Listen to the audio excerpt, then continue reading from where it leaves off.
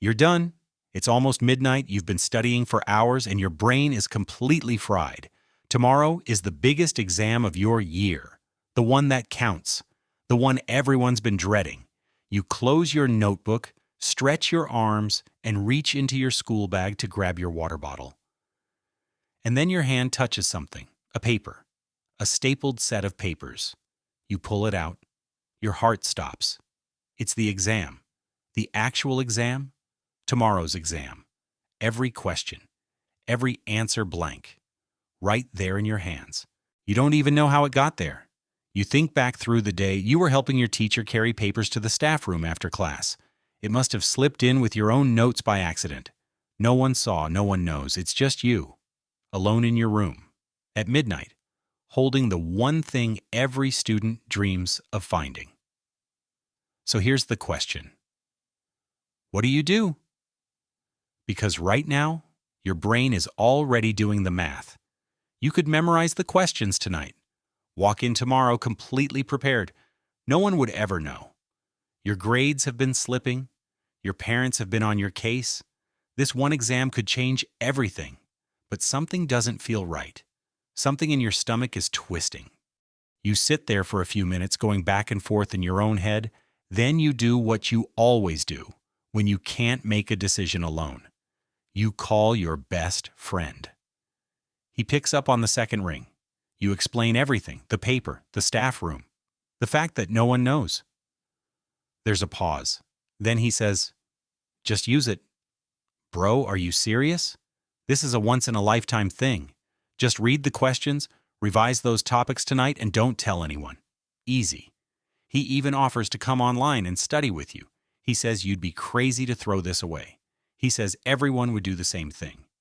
And for a moment, you actually consider it. Your friend isn't a bad person. He's just being real with you. And part of you knows he's right that the opportunity is there. But the more he talks, the worse you feel. Not excited, not relieved, just wrong. Like something is sitting heavy in your chest that won't go away no matter how much logic you throw at it. You tell him you'll think about it. You hang up. You don't know why, but you get up and walk down the hall. You knock on your parents' door. Your dad opens it half asleep, confused. Your mom sits up. You stand there in the doorway and you just tell them everything. The paper, the friend, the temptation, all of it. There's a long silence. Your dad looks at you for a moment, then says, "You already know the answer. That's why you're standing here and not sitting at your desk memorizing it." Your mom says something simpler. She says, "We didn't raise you to win by cheating. We raised you to lose with your head held high if you have to, and you won't even lose. You've been studying. Trust that." You stand there and feel something shift, because they're not angry. They're not disappointed. They're just calm. And that calmness hits harder than any lecture ever could. You walk back to your room, you sit down, and you think about what using this paper actually means beyond tonight. If you score abnormally high, your teacher will notice your past results, your class participation, your mock scores.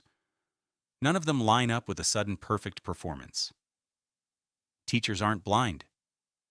They've seen this before. What happens when they investigate?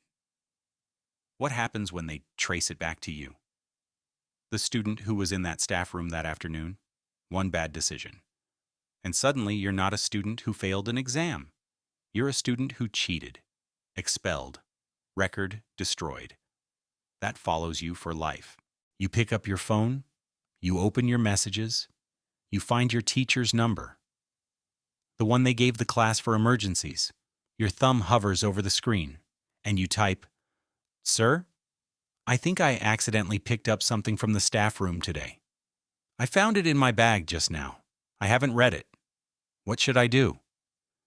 You stare at that message for a long time. Then you hit send. 3 dots appear almost immediately. Your teacher was still awake. The reply comes, "Don't open it any further. Bring it first thing tomorrow. Thank you for telling me." That's it. No drama, no accusation, just thank you. And something weird happens in your chest. The twisting feeling goes away completely.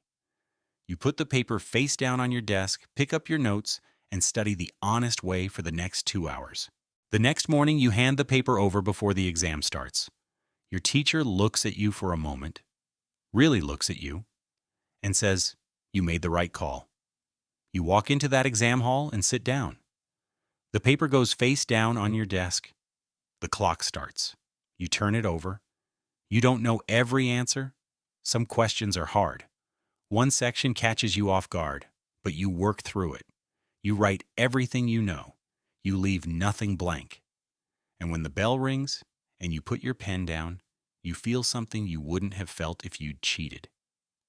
You feel like it was yours. Here's the thing about shortcuts. They feel like they save you time, but they cost you something much harder to get back: your own confidence. The feeling that you actually earned something. Your friend meant well, but meaning well and being right aren't always the same thing. And your parents? They didn't tell you what to do. They just reminded you who you already were.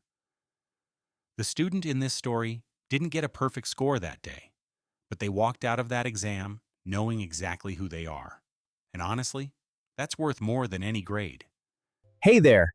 If you like this, hit subscribe. It really helps me out.